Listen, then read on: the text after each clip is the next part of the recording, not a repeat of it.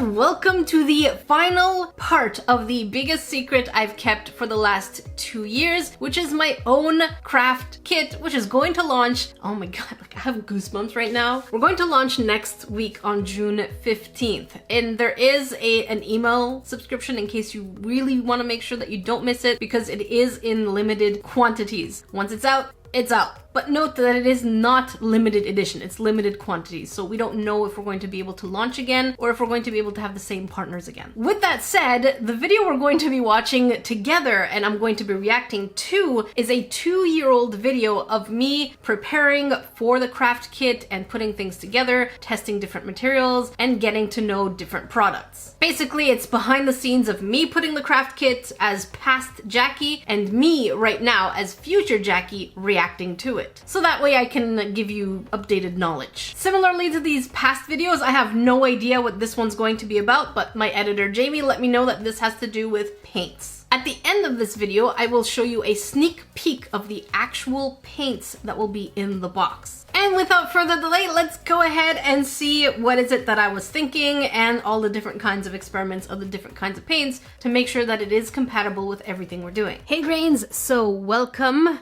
to testing more art and craft supplies for the limited edition box. So for those of you who are new, I'm working on a craft box that is limited edition, one time only. So this is really exciting. Oh, do I have a lot of cat fur on me? Probably. Again, to correct past Jackie, it's not limited edition, it is limited quantities. So, like I said, we only have a limited amount. Once we get to that limited amount, that's it. And then maybe in the future we'll have it again, but no guarantee, none. This is a really good camera, so it's probably catching everything. So, shh, you saw nothing. So today we're going to be testing out, I have quite a bit of different paints from Jacquard. I have these metallic ones, and then I have these smaller ones that are called fluid acrylics. I don't know what the difference is, so we're going to test it on the, what's it called? Plaster, because that's the main material we're working on. So we're gonna be testing it out on plaster. And I also wanna see if alcohol inks would be cute, because I'm sure we could do some really cool effects with alcohol inks, kind of like this tie-dye type effect. So I have another piece of plaster that's going on. We're gonna test.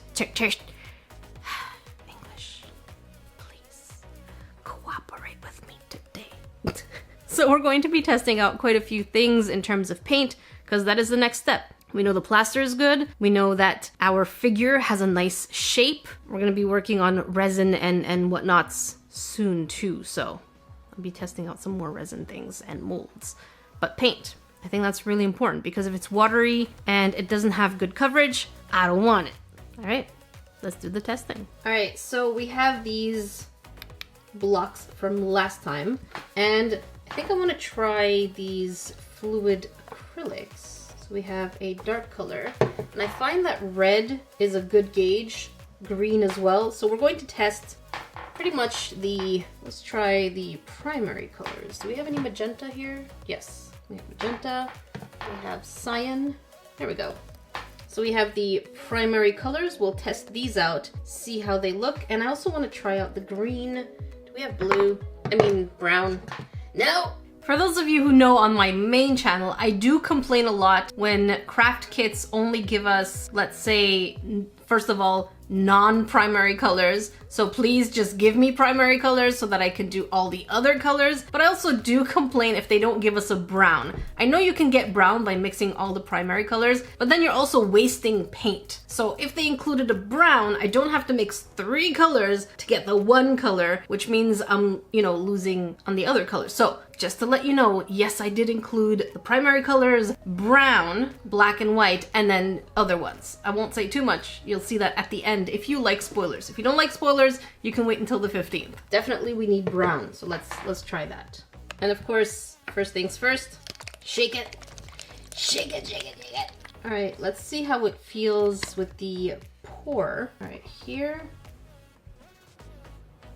Okay, not too thin, that's good. Try red. Oh, that's nice and thick. It wasn't red, it was magenta, by the way. And we have cyan. At least that's what it's written, right? Primary cyan. Usually I find that when I'm doing any kind of craft, green is the one that takes me the most layers along with red. Did I shake green enough? I think I did. Especially when I did the project with Delightful, when I did the Pokemon vase thing, that green, I kid you not, if I'm not mistaken, took me somewhere like 7 to 10 coats of green. I don't know what was going on with that specific paint, but it really took forever. Let's start with a regular flat brush, and I want to go with red. I guess we can start with this side here. And ooh. Oh, that is nice and creamy. Probably won't need more than, I would say, 2 or 3 coats. That's nice. Maximum 3. 2 is already, well, 1 is already covering quite a bit. That's impressive. Let's try the other side. This side is a little shinier, so I'm really curious what this is going to look like. And, okay, so you can see the shinier part. There you go. Oh wow, a little goes a long way. I didn't want to paint all that. So again, we get pretty good coverage. I would say 2 coats, 3 maximum should do the trick. So you don't need 8 of them. But yeah, this part here is less glossy, which means it's kind of absorbing the paint. At least it's sitting on top, and I'm curious to see if it's going to get lighter or if it's going to get darker. This is nice. I just realized I probably should have started with the yellow just because I'm using the same brush and drawing it, and I don't want any kind of contamination. So let's see how the yellow looks. Ooh. Oh, you are teasing me. Good for you. That is very vibrant. I love this. All right, let's test it out on the glossy side. Again, we're only working with 1 coat because I'm curious. Yeah, the glossy side really slides. Look at that. Because I'm curious to know, because after doing 1 coat, you should have a good idea. Yeah, that is good coverage. 2 coats should suffice. Very nice. Very impressed. And now it's time for cyan. Oh my god. Oh my god. Why am I in love? Oh, that is pretty. I've never tried these paints before, so this is my first time, and I am genuinely loving this. Let's a glossy side, and I'm gonna try not to cover too much. Okay, as you can see, this is much lighter, so you could see the background a lot more. This you might need 3 coats, I would say. Of course, let it dry in between, but probably 3 coats. 3 bordering on 4. But this is on the glossy side, and usually I think the glossy side is air dried. I'm not quite sure. No, the glossy side is the side that has the mold, so that's gonna be the shiny side. So your shiny side is gonna need more than the side that's not touching the mold. So you can see here, shiny side. So these 2 colors cover nicely. The blue would need a couple of coats. We'll try that once it's dry a little more. But I'm curious to try the green one. Let me know what your guess is. My guess for I have less faith in green in general because it has the least amount of coverage. And, oh, that's pretty. Okay, so again, on the non-shiny side, so if our mold is not shiny, it seems to absorb way better into the plaster. But if we go onto the shiny side, over here, oh. Yeah, you see? There you go. So the blues and the greens have less coverage. Look at that. So this is something to be very aware of when you're painting, is that you will need a lot more blue and green in order to cover. And just to interject here, now as future Jackie, I know that the mold itself is a shiny mold. So the paints that I had to choose needed to absolutely be good coverage as best as possible when it comes to shiny side. These paints were pretty good. They were recommended to me by Ace of Clay, but I'm not sure if in this video I tested the other paints because we ended up going with other paints. As nice as these were, and as great as this company is, there was one that just kind of took my heart a little bit more, and I'm hoping that I show it off here. Otherwise, I will tell you what the brand name is. You will know it because it is a huge name in the craft and art industry. Haven't decided yet if I'm gonna go with these paints because I have other paints that haven't arrived yet that I want to test out, but we're gonna see. So far, I like these. We just have to keep in mind that the blues and greens don't cover as well as the yellows and reds. All right, the next few things I have are metallic colors. Everything from bronze, teal, ruby, gold. I usually like gold as an accent color. We also have amethyst. How do you say it? Amethite? I don't know how to say this one in English. We have festive red. We don't have any silvers. Ooh, a berry metallic? Okay, we need to test these. We also have a peacock pearl. And yes, I do include metallic paints in the set, so I'm excited for that. I don't know why I kept these on screen. I think it's because I really want to try these. I'm gonna shake all of these. I'm gonna test them on paper just to see what they look like. I am a sucker for gold when it comes to paints. So let's start with that. Let me bring you grains closer. Oh, closer. Oh, look at that. Ooh. Oh no, why aren't you focusing? There we go. All right, here's the gold. That looks really pretty. And we have bronze. Oh yeah, oh that's pretty. Love it.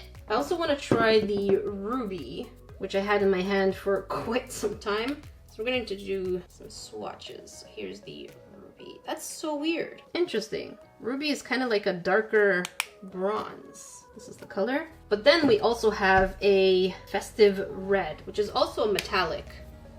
Let's put that one here. Oh no! Oh no, I didn't even show you grains. There it is. Contaminated. Totally contaminated. All right, let's try them out on paper. So we're going to start with the gold, just to have an idea. Oh, interesting. That is really, really light. Okay, now I'm curious. Now you got me very curious. Let's test it out on the plaster.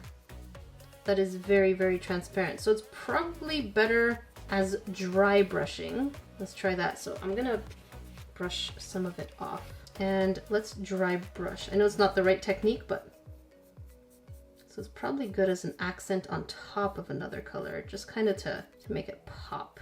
That's usually how I use my gold, just to make the other colors pop. So depending on the angle, see it still looks red. Depending on the angle, it'll shine gold. Definitely very, very light. So not for base colors, that's for sure. And as you can see here too, it is slightly transparenty, well, translucenty. So yeah, this is bronze.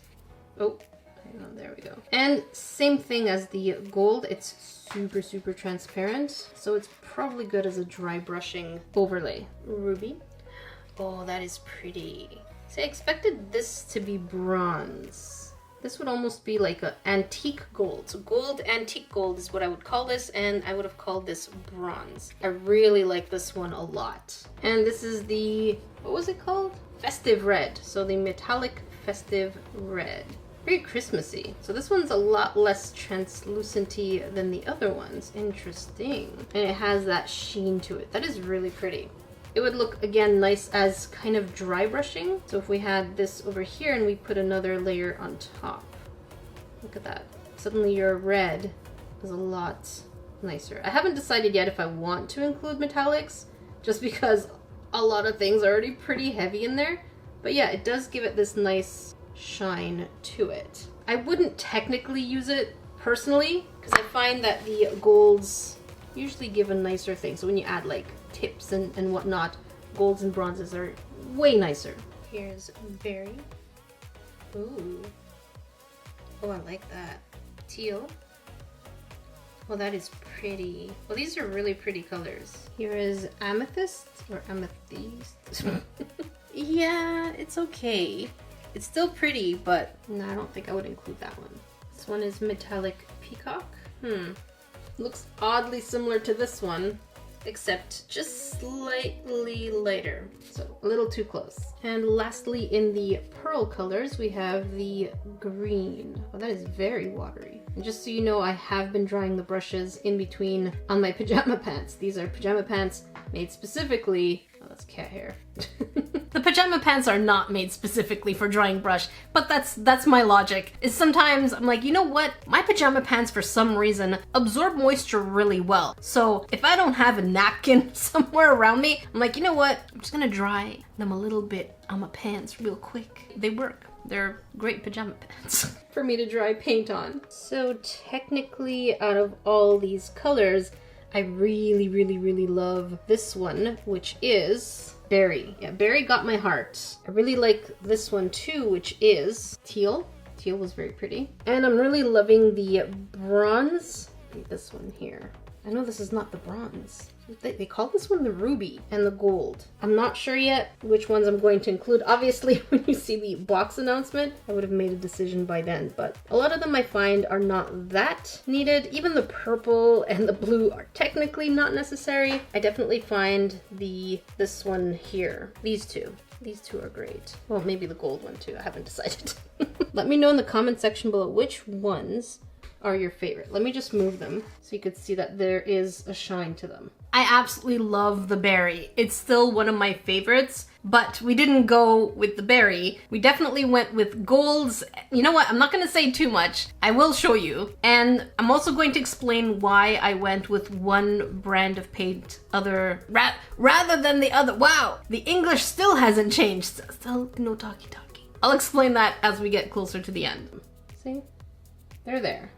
Also, I wanted to show you that the blue, so I put a second coat of the blue here. This is just one coat. This is 2 coats. Green is very disappointing because this here is the second coat. You can barely see it, but let me show you. Let's pretend there's a line. Okay, editing, we're gonna put a line right here. This is the second coat of green. This is just 1 coat. So green looks like it might need probably, I would say 4 to 5 coats. I have yet to see a green that doesn't need as many coats because even when I did my Pokemon sculpture that I sent to Delightful, I must have done at least 8 to 9 coats of green. It seems like it's a standard with green. You need a lot of pigment to cover an area. I feel like that sculpture traumatized me with the color green because I mentioned it at the beginning and I completely forgot that I mentioned it in this video too, and I still remember it. It was such a pain in the butt to get that working. So green and I are not friends. Just make sure that your whole sculpture is not green. The next thing I'm curious about is alcohol inks. I have no idea how they're going to behave on plaster, but I feel like we can probably get some nice effects. So right now I'm just playing around with the cherry. I did a bit of a red. Oh my god, it dries way too quickly. Okay, this absorbs too quickly. No, this won't work. That's too bad. Yeah, the pigment absorbs into the actual plaster. Oh wait, it's getting darker. I mean, there's some really nice effects. I guarantee you, in real life, it's actually much, much darker. How much do we have to put in order to get a nice effect? Yeah, no.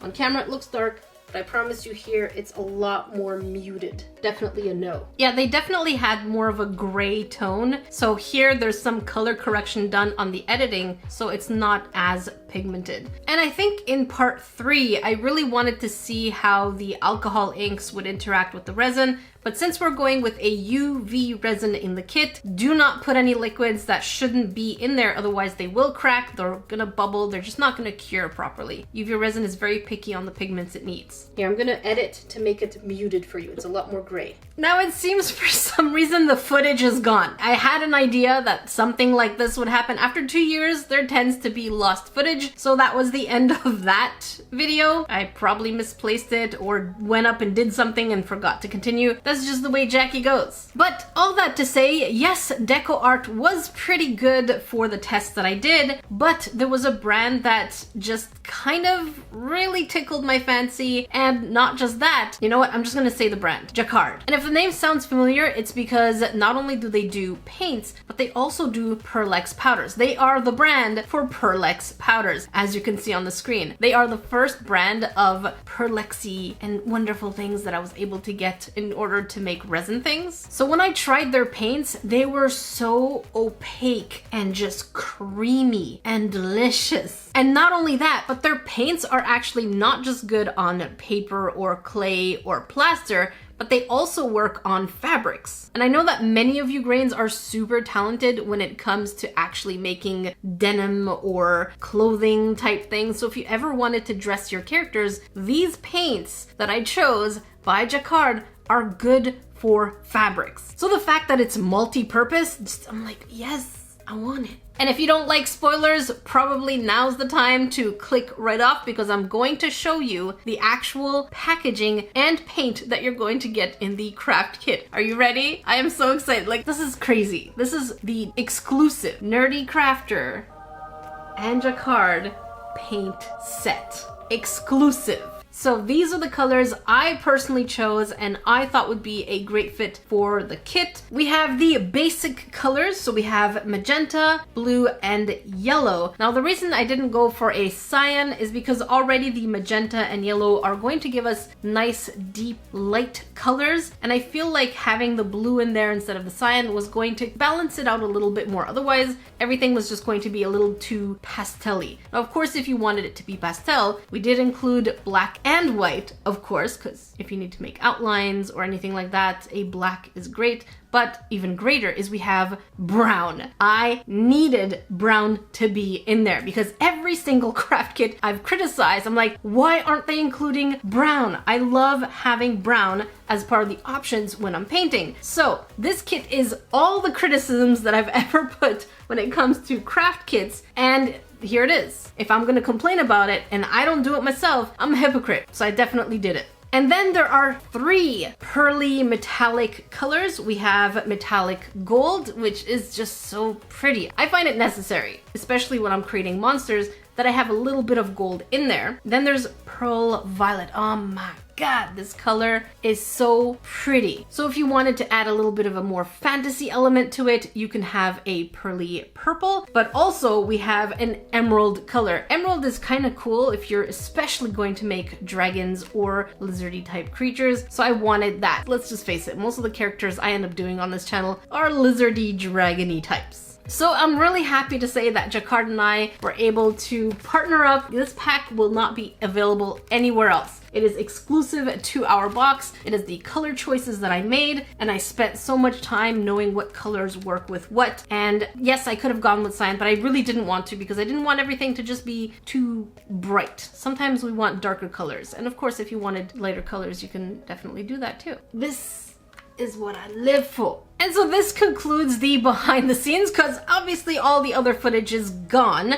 So the next video will be on my main channel on June 15th, actually unboxing everything together. Not just bits and pieces, but everything together so you can see exactly what's in there. Again, if you want to be part of the mailing list, I'll leave the link for that down below as well as in the pinned comment. Oh my God, I am so excited. Like, we are so close. We are so close. I'll see you grins in the next video.